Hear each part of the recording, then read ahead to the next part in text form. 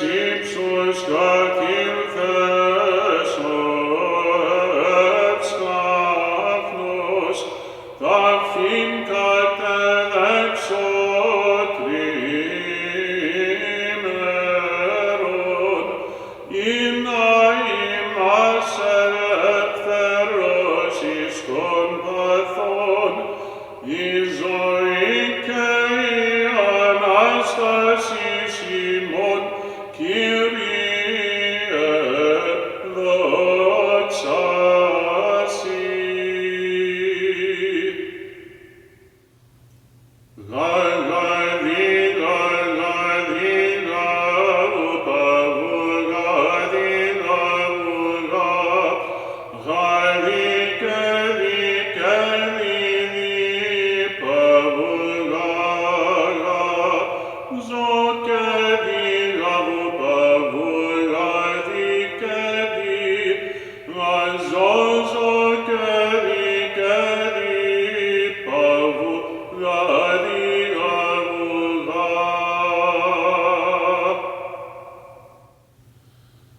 You came down from above, O compassionate. You accepted burial for 3 days, that you might free us from the passions, our life and resurrection, Lord. Glory to you. So by my mid to late 20s, I was involved in Orthodox music ministry and trying to figure out how to find my feet in that world. And the materials I had access to were hard for me to make sense of. This was 2005 or so. And the parish I was at used a mishmash of things in divine liturgy, and then the Basil Kazan Byzantine project books, you know, the old school handwritten ones for Vespers and Orthros. And I could read the notes on the page well enough. That wasn't a problem, but the logic of the music was escaping me. And, you know, at that point there were various resources one could find online, like the David Melling book, Reading Psalmodía.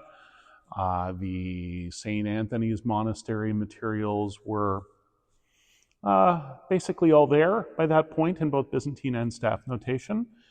And then Father Seraphidides had some things, as I recall. Here's the problem that I was facing, though. I'm a terrible autodidact. I can't sit down with a book and teach myself something. I can sit down with a book and expand on things I already know, but I can't really start from scratch. I've tried with so many things, with programming languages, with spoken languages, with Byzantine music. And the thing is, I just get confused. And worse, I get bored. And when I get lost, I don't know how to find my way back. And eventually, I just say, okay, we're done. If it's a new skill, I personally really need some kind of a structure and a guiding hand in the beginning stages, beyond what's on the page, so a person I can interact with. Or I need a resource that can explain the new thing in the language of an old thing of which I already have a good grasp. My priest at the time, a supportive and generous man named Father Athanasius Wilson, got me this set of materials called the St. Romanos, the Melodist Byzantine Chant Training Program. These are materials that were made available by a priest named Father David Barr. This was an incredibly useful starting point for me because it did exactly what I just said I needed. It explained the rudiments of Byzantine music theory in the language of Western music theory, starting with the keys of a keyboard. In other words, I could relate the concepts to something as deeply ingrained in me as anything else, the phone number. Remember the phone number? 02212221. So, first key concept, the Byzantine scale is predominantly divided into tetrachords. What are tetrachords? Groups of 4 consecutive pitches. Trichords, groups of 3 consecutive pitches, also come into play, but we'll talk about that later. Tetrachords were the new idea here. As Father David explained it, Byzantine music theory generally divides the octave into 2 separate tetrachords that are generally disjunct, meaning separated by a whole step. Again, this is not a rule, but rather a conceptual starting point. So with that, I immediately am able to overlay this idea onto the phone number. 0221, that's a tetrachord. 2, there's my separator. And then if I start there as 0, we have 0221. Hey, the phone number is made up of 2 repeating tetrachords separated by a whole step. I felt like I had just discovered how to split the atom. So from there, I'm able to grasp the idea that there are different kinds of tetrachords. 0212 or 0122 or 0131. And then with different kinds of tetrachords, modes are not simply the white keys on the piano with different starting points. Rather, they are tetrachords combined in different ways to produce different, melodic toolboxes. Now, there's still a problem there, but I'll come back to that. The other 2 big things I got from Father David Barr's materials that were really important were, first of all, the concept of parallagi, or Byzantine solfege, and using it as a learning tool. Now, from my undergraduate music degree, I was used to relative do, and then also we had used numbers in my undergrad ear training sequence. 1, 2, 3, instead of do, re, mi. So the concept made enough sense. It was just, getting used to ni pavuga di kezoni. I wound up making up my own song for it. Ni, the joint that's in my leg. Pa, the guy that married Ma. Vous, in French, the formal you. Ra, a sound that babies make. The, Will Shakespeare's word for you. Que means everything's all right. Zo, a note that follows ke, which will bring us back to ni. Anyway, this gave me a language for understanding distinctives between different modes that used the same scales. Okay, so for example, first mode and plagal first mode look the same in terms of scales, but first mode likes to leap from pa to ra in some cases and hang around there, and then from pa to di in other cases and hang around there. And then plagal first mode likes to leap from pa to ke and then hang around there. That kind of thing. Oversimplifications, to be sure, but again, it was a starting point. And then Father David also talked about apihimata, introductory intonations that prepared one orally for a given mode, or as some people say, that get you into a mode.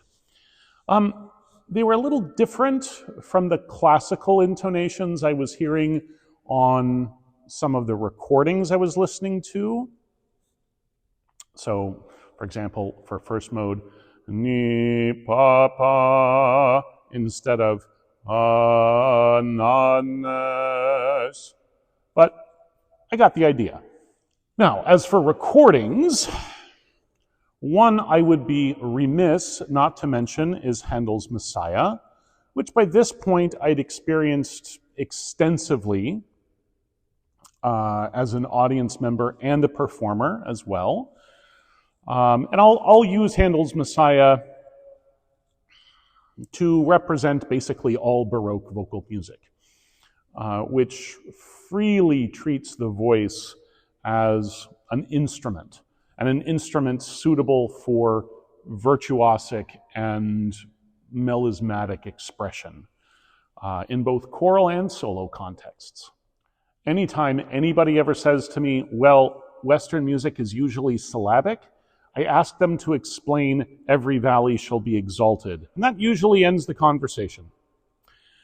For recordings, the one I listened to over and over again was Sir Neville Mariner's with the Academy and Chorus of St. Martin in the Fields, with Sylvia McNair as the soprano, Anne-Sophie von Otter as the mezzo, Michael Chant as the countertenor, Jerry Hadley as the tenor, and Robert Lloyd as the bass. Boston Byzantine Choir, Mystical Supper. This was the very first recording I ever listened to that presented itself as Byzantine chant. And it's a divine liturgy, all in English. And while I wasn't yet familiar with the service order, and I certainly had, how shall I put this? I had no real context for the content or for the musical perspective the recording was presenting. It at least took the doorway that Sir John Tavener had opened, the doorway into the aesthetic, and pushed it a good bit further. And I'll also say that the connection that I was able to make to what I was already listening to was a recording I talked about last time, Tudor Choir's The Shape Note album. The brassy style of vocal production embraced by the Boston Byzantine Choir struck me as very similar to what Shape Note singing was going for, at least as presented by Tudor Choir. And I'll wrap up this week with Greek Byzantine Choir, Divine Liturgy. After I listened to Boston Byzantine Choir, I let my friend Mark Powell know, hey, I listened to this recording of Byzantine chant, and I liked it. What else should I listen to? And he said, well, track down the Divine Liturgy of St. John Chrysostom recording by the Greek Byzantine Choir, directed by Lykorgos Angelopoulos. If memory serves, I wound up having to special order it from Canada, from an establishment I'm now very well familiar with, Alexander Books, but it was well worth the effort to find it. It was beautiful, it was confident, and even though it was supposedly non-Western, whatever we mean by that, it built on so much that I had already been exposed to within a rubric of Western music. Only then to shade it differently. Zig where I might expect it to zag. But it was never something other to my ear. For that matter, it was never anything otherworldly. I mean, that never struck me as the point. Tavener was the immediate jumping off point aesthetically, but beyond that, I could relate the non-Western story of the music to Paul Simon. I could relate the modality to Pierre Bensoussan. I could relate the melismatic singing to Baroque music. I could relate the use of non-equal tempered tunings to Peter Gabriel's Passion and Geno Yamashiro Gumi. Certainly the soundscapes that this music painted, I could relate to Vangelis, the chunkiness of some of the singing to Soundgarden. And then Cocteau Twins, as well as my operatic background, meant, how do I put this, that I could disconnect immediate comprehension of the words from immediate appreciation of the music. It's a recording I've listened to over and over and over again for the last, 2+ decades now, and gotten new details from each time. Just how much Lykurgos Angelopoulos produced a recording of, as my friend John Michael Boyer puts it, high choral art. I've only appreciated more and more over the years. And starting with Father David Barr's introductory theoretical framework, I've been able to listen to it with more of an analytical ear each time. The more I've learned, the more I've gotten familiar with the idiom.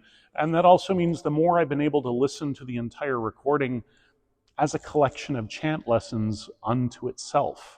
Now, between that and the Boston Byzantine Choir, there are troubling questions of quote-unquote authenticity. That's a discussion for another time. All right, that's it for this week. As before, I've linked to YouTube playlists for all of these. I would love to hear your reactions to them if you've never listened to any of them. Or get new reflections from you if you have listened to them, and if I've managed to illuminate anything for you. If you connected with this or found it useful in any way, please like and subscribe. And if you're at all inclined, please consider making a gift to Capella Romana at the link provided. All right, thanks, and more soon. Bye.